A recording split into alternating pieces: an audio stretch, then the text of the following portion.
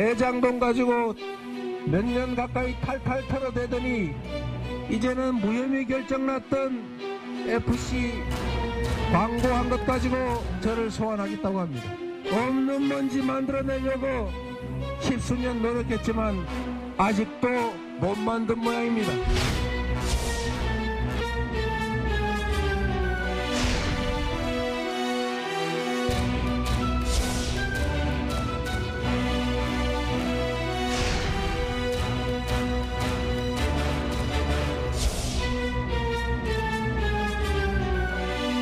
검찰의 행태가 도저히 납득하기 어렵지만 당당하게 임하도록 하겠습니다. 조사의 일시 방식 등에 대해서는 변호인을 통해서 협의해서 결정하도록 하겠습니다.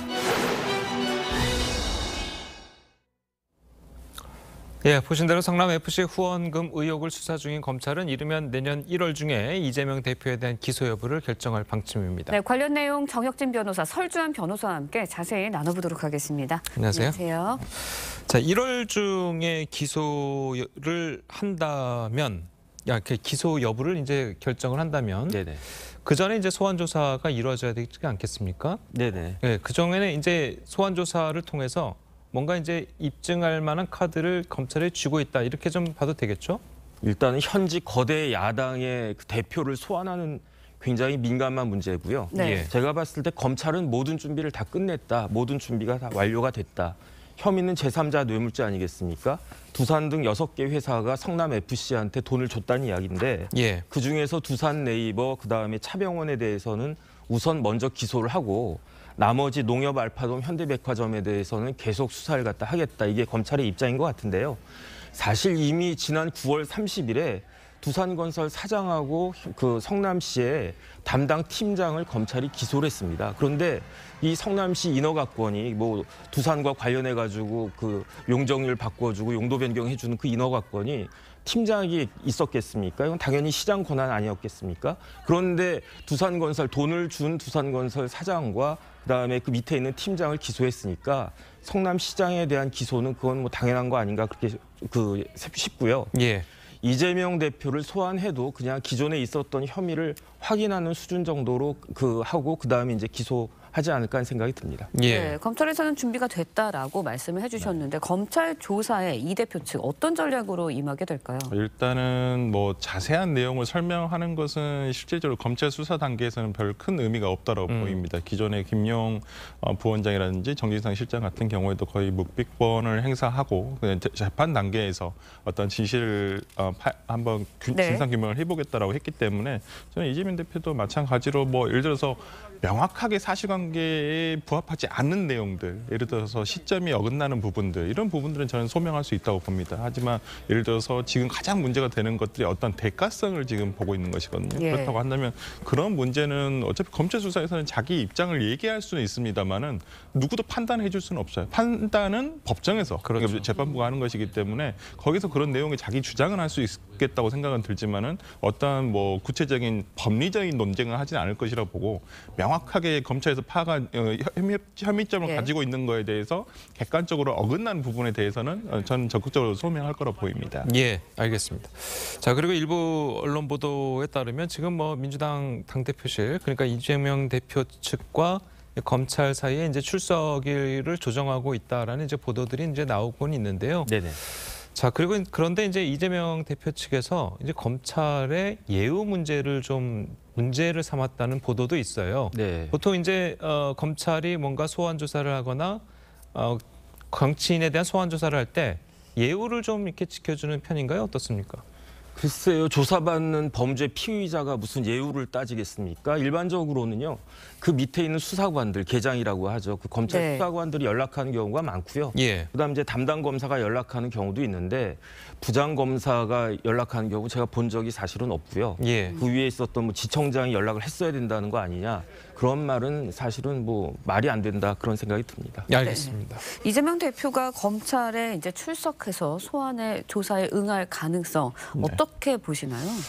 제가 그러니까 듣기로는 지금 뭐 내부적으로 회의를 했다는 것으로 알고 있고요. 1월 초에 아마 지금 출석을 하는 것으로 지금 어느 정도 정리가 된 것으로 알고 있습니다. 이게 이제 공개 출석일지, 비공개 출석일지는 모르겠지만은 일단 출석을 한다는 전제하에서는 저는 첫 번째 출석이기 때문에 저는 공개 출석하리라고 보고요. 본인에 대한 어떤 입장도 아마 얘기를 할 것으로 보이고 그렇기 때문에 지금 뭐 1월 초 정도로 지금 예상을 하고 있고 지금 협의가 되고 있다는 사실은 명확한 것 같습니다. 그래도 이제 공개 출석을 만약 하게 되면 네. 지금 계속해서 이제 공격을 받고 있는 이재명 대표에 대한 사법 리스크 부분, 그 부분이 더 부각되지 않을까 싶은데 어떻습니까? 뭐 이미 뭐 예견된 어찌 보면 뭐 당대표 선거 전부터도 예견이 됐었던 문제이기 때문에 뭐 사법 리스크라는 표현보다는 저는 오히려 뭐 이 부분에 대해서는 뭐 이재명 대표가 스스로 당당히 맞서고 이거 해치고 나가겠다라고 했기 때문에 저는 이 부분에 대해서는 기존의 어떤 그것과 지금 새로 더욱더 부각될 것은 그렇게 크지는 않다고 봅니다. 알겠습니다.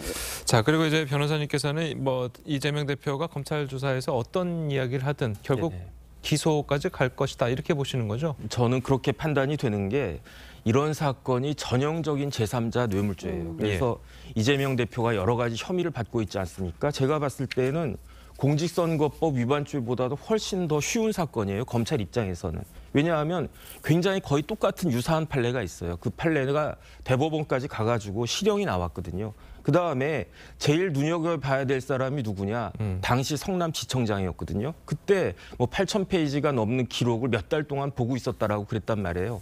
그럼에도 불구하고 만약에 이재명 대표에게 어떠한 그 빠져나갈 수 있는 그러한 그 점이 있었다라고 하면 그 성남지청장 하셨던 그 검사가 지금 나와가지고 뭐 이것저것 또 뭐 SNS도 많이 하시던데 이러이러한 점 때문에 이재명 대표한테는 혐의가 없다 이렇게 이야기를 했을 것 같은데 아무 말도 못하고 있지 않습니까? 그래서 이런 점들을 봤을 때 법조인들 사이에서는 여기서 좀 빠져나가기가 쉽지 않을 것 같다 이런 생각들을 거의 대부분 할 것이 아닌가 싶습니다. 네, 이런 가운데 이재명 대표의 최측근 김용 전 부원장 유동규 전 본부장으로부터 대장동 특혜 대가로 1억 9천만 원 뇌물을 수수한 혐의로 추가 기소가 됐거든요. 네, 뭐 이건 이제 정진상 실장 공소장에도 나와 있어요. 일단 정진상 실장에 대한 뭐 1억 그때도 1억 4천만 원 정도의 시기는 다릅니다만은 어떤 그 횟수에 거쳐서 비슷한 시기에 어떤 비슷한 금액을 받았다라고 하고 있는 부분들이 있어서 아마 같이 수사를 하면서 지금 정진상 실장이라든지 김용 부원장 같은 경우는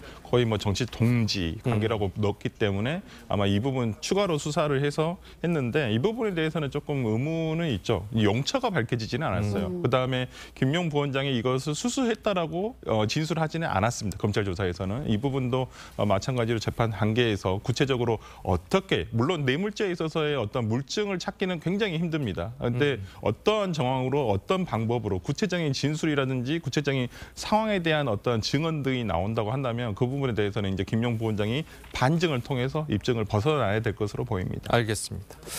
자, 뭐 어쨌든 뭐 이 1억 9천만 원이 용처도 이제 제대로 밝혀지지도 않았고 실제로 김용 부원장은 이제 받았다고 진술도 안 한 상태이기 때문에 뭐 어떻게 될지 모르겠습니다만 그 검찰에서는 이 돈이 결국 이재명 대표의 선거 자금으로 쓰였다고 이제 보는 건가요? 어떻습니까? 일단 그렇게 의심을 왜냐하면은 그 돈을 2013년 설날 4월 추석 때 9천만 원 받았다는 거고요. 그다음에 2014년 4월 달에 1억을 받았다는 거거든요. 그런데 그 받은 사람이 일단 뭐 돈 받았다고 이야기하겠습니까?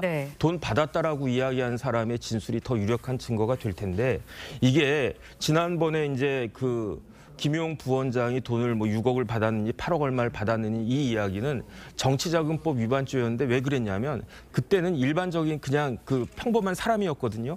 그런데 그 김용 부원장이 2010년부터 2018년까지 성남시 의회 의원이었어요. 공무원이었거든요. 그러니까 이번에 받은 건 이게 뇌물죄가 된단 말이죠. 근데 뇌물죄가 1억이 넘어가면 무기징역까지도 가능한 특가법상의 그 뇌물죄가 되기 때문에 그렇기 때문에 이거는 정치자금법 위반죄하고 틀려서 만약에 이제 이것을 자기가 다 뒤집어 쓴다라고 하면 굉장히 엄청난 형량이 예상이 되기 때문에 그 진짜로 돈 받은 사람이 자기가 아니고 다른 사람이다라고 하면 거기에 대해서는 이번에는 좀 그 제대로 진술할 가능성이 상당히 높아지지 않았나 저는 그런 생각이 듭니다. 김용 부원장 말씀하시죠? 그렇죠. 예. 네네. 알겠습니다.